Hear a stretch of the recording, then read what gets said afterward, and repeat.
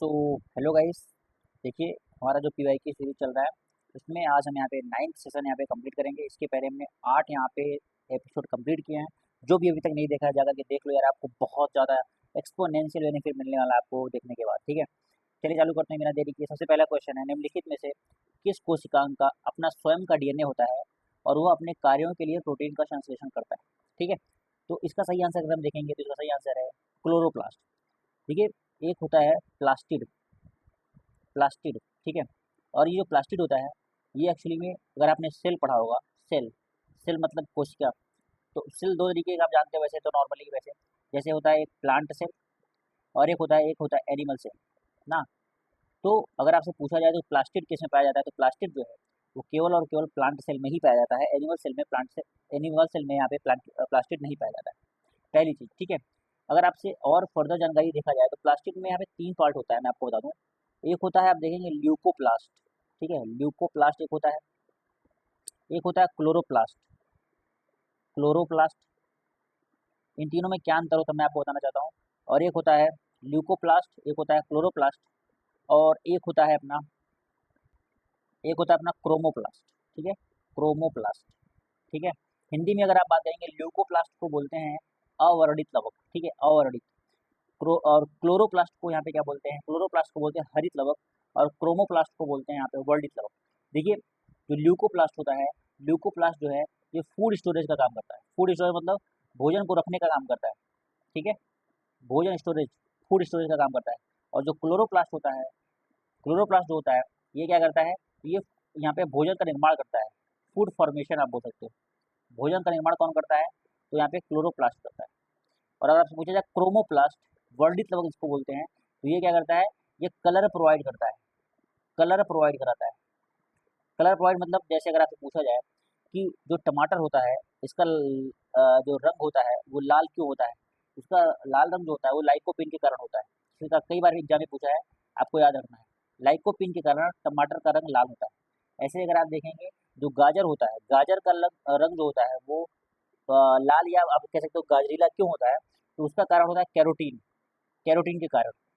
ठीक है, और ऐसे अगर आपसे पूछा जाए कि आलू का हरा रंग किस कारण से होता है, आलू का हरा रंग जो है वो सोलेनिन के कारण होता है। सोलेनिन, ठीक है, ये आपको याद रखना है क्योंकि ये सारे एग्जाम में पूछे जाते हैं, कई बार पूछे गए हैं। तो ये आपका यहाँ पे एडिशनल इन्फॉर्मेशन मैंने आपको बताया। अगर कुछ चीज़ें और, जैसे अगर आपसे कोई पूछे सेल, सेल मतलब कोशिका, कोशिका की खोज किसने किया था, तो कोशिका की खोज रॉबर्ट हुक ने किया था। ठीक है, रॉबर्ट हुक ने यहाँ पे किया था। अगर आपसे कोई पूछे कि लाइव मतलब जीवित कोशिका की खोज सबसे पहले किसने किया था, तो वो किया था ल्यूवेन हॉक ने किया था। ल्यूवेन हॉक ने किया था। ठीक है, ये बातें आपको पता होनी चाहिए। चलिए दूसरा क्वेश्चन लेते हैं यहाँ पे। कुछ बातें आपको और बता देते हैं यहाँ पे। जैसे ये तो हो गया क्लोरोप्लास्ट के बारे में। तो क्लोरोप्लास्ट क्या काम करता है, क्लोरोप्लास्ट जो होता है इसका स्वयं का एक डीएनए होता है और ये प्रोटीन का संश्लेषण करता है। मतलब ये फूड फूड फॉर्मेशन मतलब भोजन निर्माण का काम यहाँ पे करता है। बात करते हैं यहाँ पे एंडोप्लाज्मिक रेटिकुलम। जैसे अगर ये सेल है, सेल मतलब कोशिका है, तो आप देखेंगे यहाँ पे इस तरीके से इसको बोलते हैं अंतःप्रद्रवी जालिका, मतलब एंडोप्लाज्मिक रेटिकुलम, ईआर बोलते हैं। ईआर में आप देखेंगे दो तरीके का ईआर होता है। ठीक है, एक होता है रफ ईआर और एक होता है स्मूथ ईआर। स्मूथ मतलब आप सोच सकते हो सॉफ्ट। ठीक है, रफ और स्मूथ। स्मूथ जो होता है ये फैट से रिलेटेड होता है, और रफ रफ में जो है आप देखेंगे राइबोसोम पाया जाता है। रफ में राइबोसोम पाया जाता है। और राइबोसोम यहाँ पे दो तरीके का पाया जाता है, एक होता है 70S वाला पाया जाता है और एक होता है 80S वाला पाया जाता है, मतलब 80S वाला पाया जाता है। ठीक है, तो ये यहाँ पे इन्फॉर्मेशन थी। और राइबोसोम क्या करता है, राइबोसोम यहाँ पे प्रोटीन फॉर्मेशन का काम करता है, प्रोटीन निर्माण का काम करता है। प्रोटीन निर्माण का काम यहाँ पे कौन करता है, तो राइबोसोम करता है। ठीक है, और अगर आपको बता दें कि यहाँ पे जो गाल्जी काय होता है ये क्या करता है, सॉरी, गोल्जी काय, यहाँ पे गोल्जी कॉम्प्लेक्स, ये क्या काम करता है, तो जो गोल्जी कॉम्प्लेक्स होता है ये यहाँ पे आप बोल सकते हो जैसे यातायात का काम करता है। यातायात, ट्रांसपोर्टेशन का काम करता है। किस किस चीज़ को यहाँ पे ट्रांसपोर्ट करता है, तो जैसे एनर्जी ट्रांसपोर्टेशन हो गया, ऊर्जा यहाँ पे परिवहन कह दो आप। और उसके बाद अगर आपसे पूछा जाए कि और क्या करता है, तो ये प्रोटीन को भी यहाँ पे एक जगह से दूसरी जगह ले जाया जाता है। तो यहाँ पे गोल्जी कॉम्प्लेक्स का काम होता है। इसी तरीके से अगर आपसे पूछा जाए सेंट्रोसोम मतलब तारक काय का क्या काम होता है, तारक काय जो होता है ये सेल डिवीजन करता है। सेल डिवीजन मतलब क्या होता है, सेल डिवीजन मतलब ये कोशिका विभाजन का काम करता है सेंट्रोसोम। ठीक है, आई होप आपको समझ में आया होगा। चलिए अगला चलते हैं, अगला क्वेश्चन लेते हैं यहाँ पे। नेक्स्ट क्वेश्चन है यहाँ पे, नीचे दो रासायनिक समीकरण दिए गए हैं, ये केमिस्ट्री से क्वेश्चन है, पूछ रहा है यहाँ पे, और दोनों ही स्थितियों में कॉपर अपने यौगिक रूप से पृथक क्यों हो जाता है, ये पूछ रहा है। तो यार ये 10th लेवल का केमिस्ट्री से संबंधित है, अगर आपने पढ़ा होगा तो वहाँ पे आपने एक रिएक्शन पढ़ा होगा, डिस्प्लेसमेंट रिएक्शन, हाई स्कूल में है 10th क्लास में, डिस्प्लेसमेंट रिएक्शन। डिस्प्लेसमेंट मतलब क्या होता है, विस्थापन अभिक्रिया, ठीक है, विस्थापन अभिक्रिया आपने पढ़ा होगा 10th में पक्का है, वही से क्वेश्चन यहाँ पे है।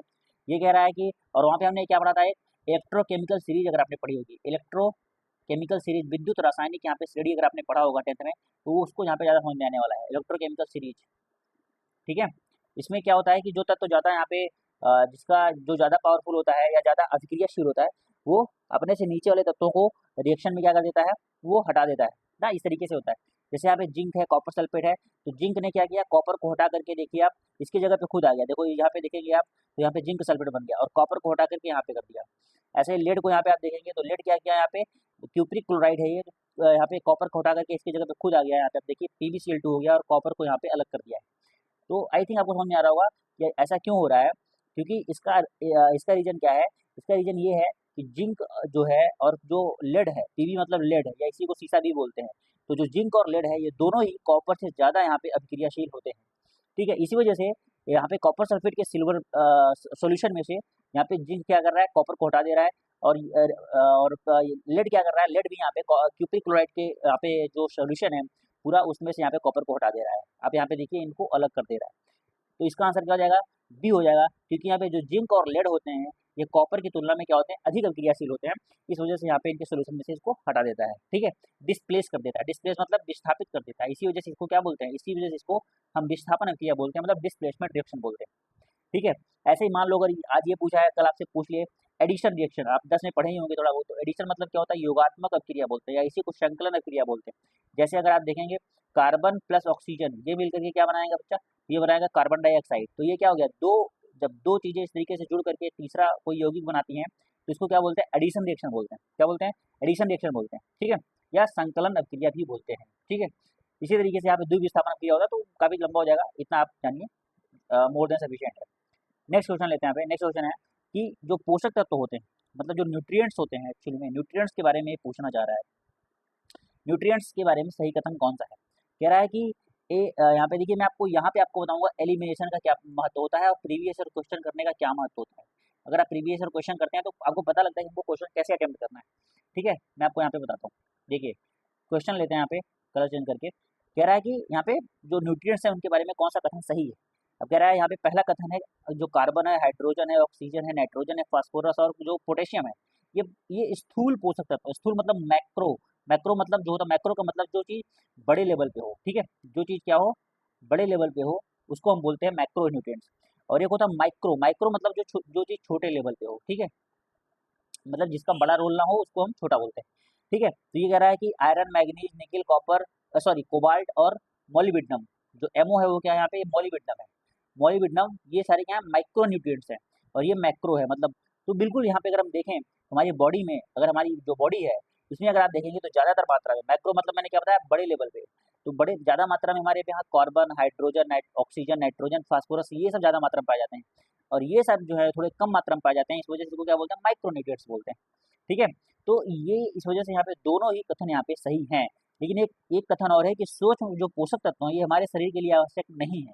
तो आप बताइए, अगर इसको एकदम गधा से गधा बच्चा रहेगा तो वो भी सही कर देगा, क्योंकि कह रहा है हमारे लिए आवश्यक नहीं है, बिल्कुल ये गलत स्टेटमेंट है।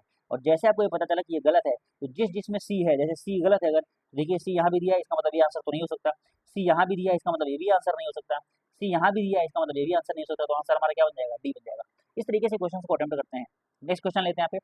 नेक्स्ट क्वेश्चन है कि भारतीय संविधान के निम्नलिखित में से किस अनुच्छेद में यह उल्लेख है कि जो प्रत्येक मंत्री और भारत के महान्यायवादी, महान्यायवादी मतलब क्या होता है, अटॉर्नी जनरल ऑफ इंडिया बोलते हैं, अटॉर्नी जनरल ऑफ इंडिया इसको बोलते हैं, को संसद की किसी भी सदन में, संसद के सदन के बारे में मैंने आपको पढ़ा रखा है, ये किससे संबंधित है, अनुच्छेद 79, आप लोग याद रखिए, पिछली क्लास में मैंने बताया है कि अनुच्छेद 79 में संसद के दोनों सदनों के बारे में बात करता है। संसद के सदनों में एक होता है राज्यसभा और एक क्या होता है, एक होता है लोकसभा, ठीक है, ये मैंने आपको बता रखा है। कह रहा है किसी भी सदन में बोलने और उसकी कार्यवाही में भाग लेने का अधिकार होगा। तो जो हर एक मंत्री है और भारत का जो महान्यायवादी है इस संसद में बोल सकता है और उनकी कार्यवाहियों में भाग लेने का अधिकार है, ये किस अनुच्छेद में है, तो अनुच्छेद 88 में है, अनुच्छेद 88 में इसका प्रावधान किया गया है। अनुच्छेद 89 में क्या है, तो अनुच्छेद 89 में जो राज्यसभा होता है, राज्यसभा के चेयरमैन, राज्यसभा के चेयरमैन और डिप्टी चेयरमैन के बारे में यहाँ पे अनुच्छेद 89 में बोला गया है। ठीक है, अनुच्छेद सॉरी ठीक है, अनुच्छेद 87 में क्या बोला है, तो अनुच्छेद 87 के बारे में आपको बताता हूँ। अनुच्छेद 87 में बोलता है कि जो प्रेसिडेंट होगा, मतलब जो राष्ट्रपति है, वो यहाँ पे दोनों ही हाउसेस को एड्रेस करेगा। एड्रेस मतलब क्या होता है, संबोधित करेगा। कब संबोधित करेगा, यहाँ पे 2 बार संबोधित करेगा ये। एक तो जब हर एक लोकसभा का इलेक्शन जब होगा, लोकसभा इलेक्शन जब होगा तो पहली बार यहाँ पे लोकसभा इलेक्शन के जस्ट बाद यहाँ पे पहली बार एड्रेस करेगा। और दूसरी बार प्रत्येक साल का जो हर एक साल का जो पहला सेशन होगा उसमें भी यहाँ पे प्रेसिडेंट क्या करेगा, एड्रेस करेगा, मतलब संबोधित करेगा। ऐसा अनुच्छेद 87 में या आर्टिकल 87 में लिखा हुआ है। आर्टिकल 88 मैंने आपको बता ही दिया। 86 आप बताइएगा कि 86 किससे संबंधित है। ठीक है, नेक्स्ट क्वेश्चन लेते हैं कि जो वाटर साइकिल होता है, मतलब जल चक्र होता है, इसमें इसमें कह रहा है कि सूर्य के प्रकाश की उपस्थिति में महासागरों, झीलों, नदियों में उपस्थित द्रव जल गैसीय अवस्था में परिवर्तित हो जाता है। इस चरण को क्या कहा जाता है? बहुत ही आसान क्वेश्चन था यार। हम जानते हैं कि पानी है, अगर सूर्य के प्रकाश की उपस्थिति में क्या होगा, सूर्य के प्रकाश की उपस्थिति में पानी क्या होगा, ऐसे वाष्पीकरण इसका हो जाता है। वाष्पीकरण होकर के क्या आ जाता है, ऊपर चला जाता है, बादल बन जाते हैं, बादल जल के वो बारिश बन जाता है, बारिश हो जाती है। इसको क्या बोलते हैं, इसलिए वाष्पीकरण बोलते हैं, इवेपोरेशन बोलते हैं इसको। इसका आंसर ए हो जाएगा। दूसरा ऑप्शन है संघनन किसे कहते हैं। संघनन होता है कि जब ऊपर बादल बन के जाता है तो जब वो सैचुरेट हो जाता है तो वही बादल क्या करता है, बारिश गिरता है, मतलब पानी बन करके बारिश होता है, उसी को बोलते हैं संघनन बोलते हैं, संघनन बोलते हैं। मेल्टिंग क्या होता है, तो कोई चीज़ अगर गलना चालू हो जाए तो उसको मेल्टिंग बोलते हैं। ठीक है, जिस टेम्परेचर पे कोई चीज़ गलना चालू हो जाए उसको मेल्टिंग पॉइंट बोलते हैं। और वर्षण आपको पता ही है कि जब ये चीज़ पृथ्वी पर आ गए तो बारिश होने लगे तो उसी को वर्षण बोलते हैं। ठीक है, नेक्स्ट क्वेश्चन लेते हैं। यहाँ पे कह रहा है कि 1 तारीख, 1 घंटा और 1 साथ अभियान किस अवसर से संबंधित है। तो ये किससे संबंधित है, 1 तारीख, 1 घंटा 1 साथ, यहाँ पे ये गांधी जयंती से संबंधित है। गांधी जयंती कब मनाई जाती है, गांधी जयंती जो है वो 2 अक्टूबर को गांधी जी का जन्म हुआ था 1869 में। कहाँ पे, गुजरात के पोरबंदर में, यहाँ पे गांधी जी का जन्म हुआ था। ठीक है, अम्बेडकर जयंती कब मनाई जाती है बताइए, 14 अप्रैल को मनाई जाती है। 14 अप्रैल को अम्बेडकर जयंती मनाई जाती है। सरदार पटेल जयंती कब मनाई जाती है आप बताइए। और विवेकानंद जयंती अगर आप देखेंगे तो ये 12 जनवरी को मनाई जाती है। और इसी दिन नेशनल यूथ डे मतलब क्या होता है, राष्ट्रीय युवा दिवस, भी 12 जनवरी को ही मनाया जाता है। ठीक है, सरदार पटेल जयंती कब मनाई जाती है आपको कमेंट में बताना, बताइएगा जरूर सब लोग। नेक्स्ट क्वेश्चन है कि जो कर्नाटक संगीत पितामह है ये इसके रूप में किसे सम्मानित किया गया है। तो ये करंट अफेयर का क्वेश्चन है। कर्नाटक संगीता पितामह जो है ये यहाँ पे पुरंदर दास को यहाँ पे इसे सम्मानित किया गया है।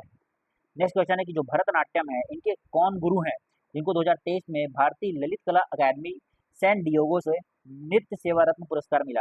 तो इसका सही आंसर है हेमा राजगोपालन। हेमा राजगोपालन। ठीक है, और ये मैं आपको बता दूं भारतीय ललित कला अकादमी जो है ये यहाँ पे लखनऊ में है। अगर आप देखेंगे लखनऊ में है ना, और इसकी स्थापना कब हुई थी, इसकी स्थापना 1954 ईस्वी में हुई थी। ठीक है, नेक्स्ट क्वेश्चन लेते हैं। यहाँ पे नेक्स्ट क्वेश्चन है कि भारत की जनगणना 2011 के अनुसार भारत के निम्नलिखित में से किस राज्य में हिंदू आबादी का प्रतिशत सबसे अधिक है। तो हिंदू सबसे ज़्यादा कहाँ पे है, हिंदू सबसे ज़्यादा हिमाचल प्रदेश में है। ठीक है, अगर आपसे पूछा जाए कि सबसे ज़्यादा जनसंख्या यहाँ पे सबसे ज़्यादा जनसंख्या कहाँ पे है 2011 के अनुसार, तो कहाँ पे है, उत्तर प्रदेश में।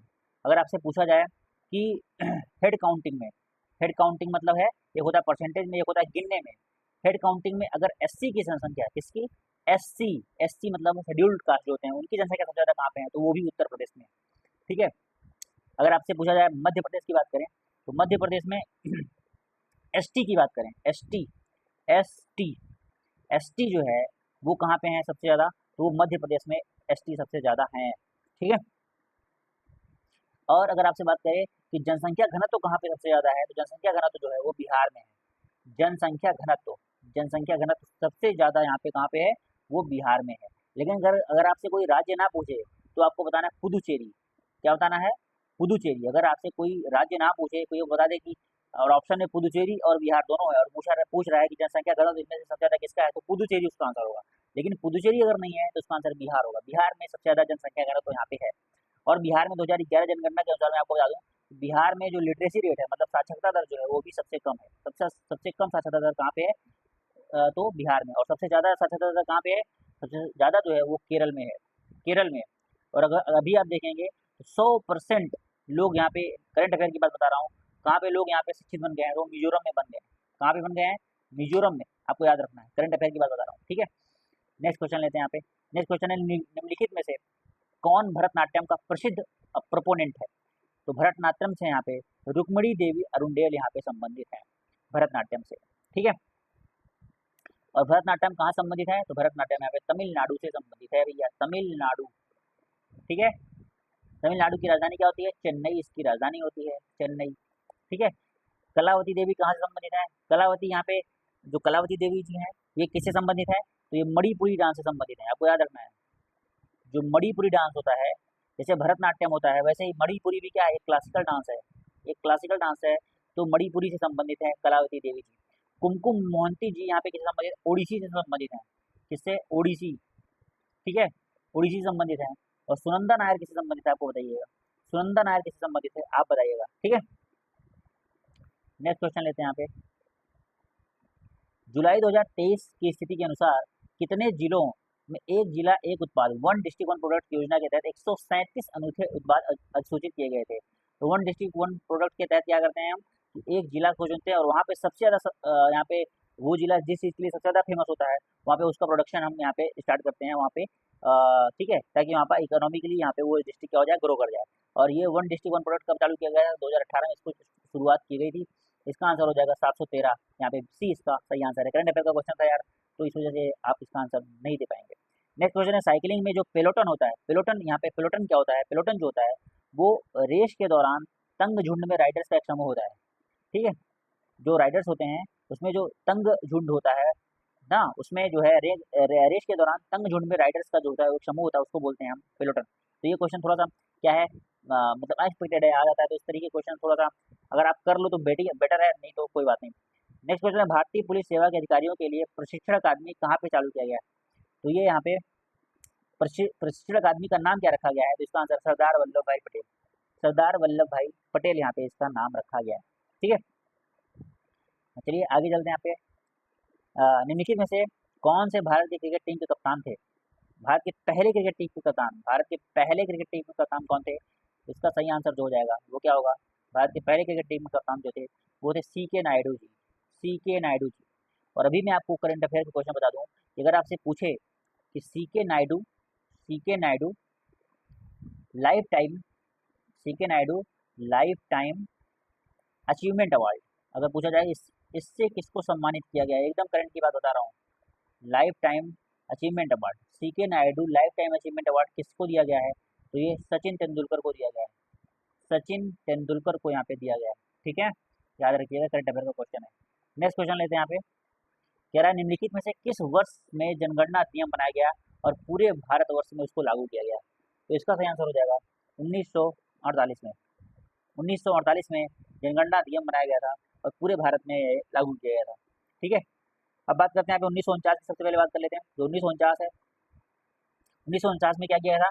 जो हमारा संविधान था, संविधान जो था इसको एडॉप्ट किया गया था, अंगीकृत, हिंदी में क्या बोलते हैं? अंगीकृत किया गया था, ठीक है। इंग्लिश में बोलते हैं एडॉप्ट किया गया था। और कब किया गया था? 26 नवंबर 1949 को हमारा संविधान क्या किया गया था? एडॉप्ट किया गया था, ठीक है। और उसको लागू कब से किया गया? 1950 में आप देखेंगे 26 जनवरी 1950 को यहाँ पे लागू किया गया, ठीक है। 1950 को यहाँ पे लागू किया गया था। बात करते हैं 1951 की। 1951 किस चीज़ के लिए फेमस है? तो 1951 में आप देखेंगे कि एशियन गेम सबसे पहला कब हुआ था? तो 1951 में ही हुआ था। एशियन गेम कहाँ पे हुआ था सबसे पहले? एशियन गेम न्यू दिल्ली में हुआ था। कहाँ पे? न्यू दिल्ली में यहाँ पे हुआ था 1951 में। और क्या था? फर्स्ट जनरल इलेक्शन, जो पहला आम चुनाव था, फर्स्ट जनरल इलेक्शन अगर आपसे पूछे वो किस सन में हुआ था? तो वो 1951 में ही हुआ था। नेक्स्ट क्वेश्चन लेते हैं यहाँ पे। नेक्स्ट क्वेश्चन है कि मौर्योत्तर काल में उत्तर पश्चिम भारत, उत्तर पश्चिम भारत समझते हैं आप? उत्तर पश्चिम भारत है आपका, जैसे अगर आप देखेंगे तो उत्तर और पश्चिम एरिया में जो आएगा वो उत्तर भारत हो जाएगा। जैसे ये वाला एरिया जो है उत्तर पश्चिम का है, तो उत्तर पश्चिम भारत के प्रथम विदेशी शासक, जो फॉरेन अटैक भारत में हुआ था, प्रथम विदेशी शासक कौन थे? तो वो थे बैक्टीरियन यूनानी, बैक्टीरियन यूनानिटी। कुषाण वंश की स्थापना कौन किया था? तो कडफिसस ने किया था। किसने किया था? कडफिसस ने यहाँ पे कुषाण वंश की स्थापना किया था। और कुषाण वंश के एक शासक थे कनिष्क, ये बहुत ज़्यादा फेमस है, आपको याद रखना, कनिष्क के बारे में पढ़ना भी चाहिए। कनिष्क फर्स्ट जो थे कि कुषाण वंश के सबसे महान शासक थे यहाँ पे। ठीक है, नेक्स्ट क्वेश्चन लेते हैं। कह रहा है कि जो आक्रामक मौद्रिक नीति होती है, आक्रामक मतलब हॉकिश मॉनेटरी पॉलिसी, ये किससे संबंधित है? तो ये हमारा इकोनॉमी से संबंधित क्वेश्चन है और ये आरबीआई से संबंधित है। किससे? Reserve bank of India. Reserve bank of India के बारे में आपको बता देता हूँ। रिजर्व बैंक ऑफ इंडिया की स्थापना कब की गई थी? 1935 ईस्वी में की गई थी। ठीक है, और किस कमीशन पे की गई थी? हिल्टन यंग कमीशन की सिफारिश पे इसकी स्थापना की गई थी 1935 ईस्वी में। और आरबीआई एक्ट 1934 था। कौन सा एक्ट था? आरबीआई एक्ट 1934 था। ठीक है, अब बात करते हैं भारतीय रिजर्व बैंक द्वारा जो रेपो दर क्या होता है, मैं आपको बता देता हूँ। आज अगर आपको नहीं पता है तो मैं बता देता हूँ रेपो रेट क्या होता है।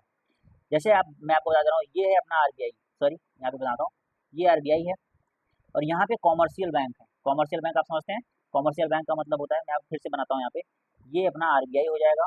मैं आपको समझा दे रहा हूँ रेपो रेट क्या होता है। मैं यहाँ पे क्या समझा रहा हूँ आपको, रेपो रेट क्या होता है, कई बार पेपर में पूछता है। यहाँ पे ये आरबीआई हो गया और यहाँ पे ये क्या है, कॉमर्शियल बैंक है, वाणिज्यिक बैंक जिसको हिंदी में बोलते हैं, कॉमर्शियल बैंक। कॉमर्शियल बैंक मतलब जैसे आप देख लो एसबीआई हो गया ना, जैसे एसबीआई हो गया, जैसे बैंक ऑफ बड़ौदा हो गया, ये सब कॉमर्शियल बैंक है। ठीक है, तो इन बैंकों को मतलब जो कॉमर्शियल बैंक है, छोटे मोटे जो नन्हे मुन्ने बैंक हैं, इनको जब लोन चाहिए होता है तो किसके पास जाते हैं? पापा के पास जाते हैं, आरबीआई के पास जाते हैं। आरबीआई के पास जाते हैं, आरबीआई कहते हैं ठीक है बेटा मैं तुमको लोन दूंगा। आरबीआई इनको क्या करता है? इस तरीके से लोन देता है। तो जिस इंटरेस्ट पे, जिस ब्याज दर पे, जिस ब्याज दर पे यहाँ पे जो आरबीआई है ये कॉमर्शियल बैंकों को जिस ब्याज दर पे लोन देता है उसको हम बोलते हैं रेपो रेट। रेपो रेट या रेपो दर बोलते हैं। जिस ब्याज दर पे जो आरबीआई है वो कॉमर्शियल बैंक को लोन देता है उसको हम क्या बोलते हैं? रेपो रेट बोलते हैं। और मैं आपको बता दूं ये शॉर्ट टर्म लोन होते हैं, ये शॉर्ट टर्म लोन होते हैं ना, ऐसा नहीं बहुत लंबे समय के लिए दे दिया। ठीक है, तो ये होता है repo rate. Reverse repo rate इसका उल्टा होता है। कॉमर्शियल बैंक किसको लोन देते हैं? कॉमर्शियल बैंक आरबीआई को लोन देते हैं और ये इनसे क्या लेते हैं? ये इससे हाँ इंटरेस्ट लेते हैं, इसको बोलते हैं रिवर्स रेपो रेट। तो इस तरीके से आप कई सारा देखेंगे, ये हो गया रेपो रेट। अब कह रहा है कि कह रहा है कि क्वेश्चन क्या था कि आक्रामक मौद्रिक नीति के रुख के मामले में भारतीय रिजर्व बैंक द्वारा रेपो दरों पर सामान्य उपचार क्या होता है? तो आक्रामक मतलब है कि आरबीआई क्या करेगी? आरबीआई यहाँ पे रेपो रेट क्या कर देगी? आरबीआई रेपो रेट यहाँ पे बढ़ा देगी, रेपो रेट बढ़ा देगी। आप बताओ रेपो रेट बढ़ाने से क्या होगा? रेपो रेट अगर बढ़ा देंगे, अगर रेपो रेट मतलब ऐसा रेट जिससे आरबीआई क्या करती है? कॉमर्शियल बैंक्स को यहाँ पे लोन अवेलेबल कराती है, लोन देती है। अगर आरबीआई रेपो रेट बढ़ा दी तो जो लोन है वो क्या करेगी? जो कॉमर्शियल बैंक्स हैं वो लोन कम यहाँ पे लोगों को यहाँ पे देना चाहेंगे। ठीक है, क्योंकि रेट बढ़ गया और लोग भी यहाँ पे जो कॉमर्शियल बैंक्स हैं वो क्या करेंगे? वो लोन यहाँ पे आरबीआई से कम लेना चाहेंगे और फिर इनके पास पैसा कम होगा तो इन लोगों को भी कम यहाँ पे लोन देंगे। ठीक है, तो यहाँ पे क्या होगा कि मार्केट में जो मनी सप्लाई है वो कम हो जाएगा, मार्केट में जो मनी सप्लाई है वो कम हो जाएगा, इस तरीके से आप देखेंगे। और जो महंगाई है वो कम हो जाएगी। तो इसको महंगाई को कंट्रोल करने के लिए ये आरबीआई ये तरीका अपनाती है। ठीक है, तो यहाँ पे ये क्या करेगी? आक्रामक मौद्रिक नीति में ये क्या करेगी? रेपो रेट को बढ़ाया जाता है। नेक्स्ट क्वेश्चन लेते हैं। हिमालय की कंचनजंगा चोटी की ऊंचाई कितनी है? तो बहुत आसान क्वेश्चन पूछ लिया, 8,598 मीटर यहाँ पे पूछ लिया। अगर आप हालांकि अपडेटेड नहीं रहते तो कठिन क्वेश्चन है, लेकिन आसान है वैसे देखा जाए तो। दक्षिण भारत के किस समाज सुधारक ने आत्मसम्मान आंदोलन? तो देखिए यही क्वेश्चन अभी यूपीएससी, कुछ लोग कहते हैं क्यों हम करें, यूपीएससी 2024 का जाके पेपर देख लो, जिसको आईएएस का पेपर बोलते हो, जाके देख लो कि आईएएस 2024 में जो क्वेश्चन पेपर आया उसमें यही क्वेश्चन सीधे पूछा है कि आत्मसम्मान आंदोलन, सेल्फ रिस्पेक्ट मूवमेंट की स्थापना किसने की थी? तो ये ईवी रामास्वामी नायकर ने की थी। और ये पेपर कब का है? ये पेपर है 2024 का।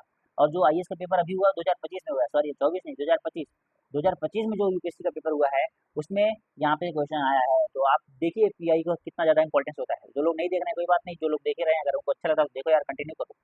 ठीक है, नेक्स्ट क्वेश्चन लेते हैं।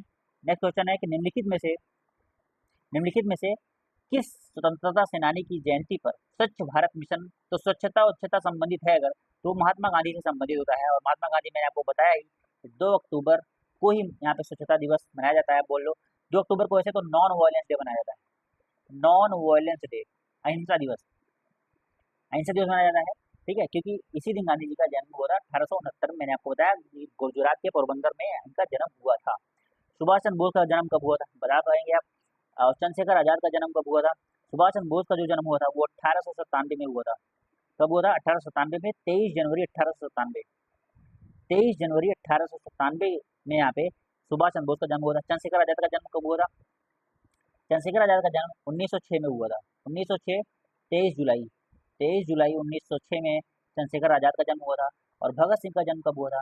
तो ये सितंबर सितंबर 1923 में यहाँ पे भगत सिंह का जन्म हुआ था, सितंबर 1923 में।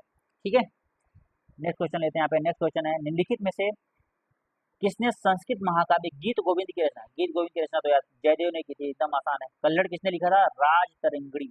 कल्लड़ की क्या है? कल्लड़ की है राज तरंगड़ी, राज तरंगड़ी। ठीक है, ओके। कल्लड़ ने यहाँ पे राज तरंगी की रचना की है, ये मैं कहना चाहता हूँ। कह रहा है तमस, हिंदी उपन्यास तमस है, ये किस लेखक ने लिखा है? तो ये लिखा है भीष्म साहनी ने, भीष्म साहनी ने। ठीक है, अब आगे चलते हैं। यहाँ पे कह रहा है सांची के महान स्तूप में जो कंपास के दिग बिंदु, जो कार्डिनल पॉइंट्स हैं, इसपे कितने द्वार हैं जिन्हें तोरण कहा जाता है? इसमें 4 द्वार हैं। ठीक है, इसमें 4 द्वार है। कठिन क्वेश्चन है, टफ क्वेश्चन मैं मानूंगा इसको, एकदम रियली ऑनेस्टली मैं बता दूं, टफ क्वेश्चन है। ये तोरण यार कितने ये सब क्वेश्चन तो नहीं आ पाएगा। नेक्स्ट क्वेश्चन है कि वर्ष 2023 तक प्राप्त जानकारी के अनुसार भारत के प्रमुख जो लोक समुद्री बंदरगाह है कितनी संख्या है? तो बंदरगाह मैंने कराया था, आप जा करके देख लो। ये पेपर जब नहीं हुआ था तो मैंने बंदरगाह कराया था, आप जाके देखो कि बंदरगाह मैंने कराया कि नहीं कराया। और वहीं से क्वेश्चन पूछा है, तो यहाँ पे 12 यहाँ पे बंदरगाह यहाँ पे है। ठीक है, बंदरगाह के बारे में आपको थोड़ा सा बता दे रहा हूँ, ज़्यादा नहीं पता है तो मैं थोड़ा सा बता दे रहा हूँ भैया बंदरगाहों के बारे में। ठीक है, जैसे गुजरात की बात करें तो गुजरात में एक है कांडला बंदरगाह। कौन सा बंदरगाह? बोलो सब लोग, कांडला बंदरगाह। कहाँ पे है?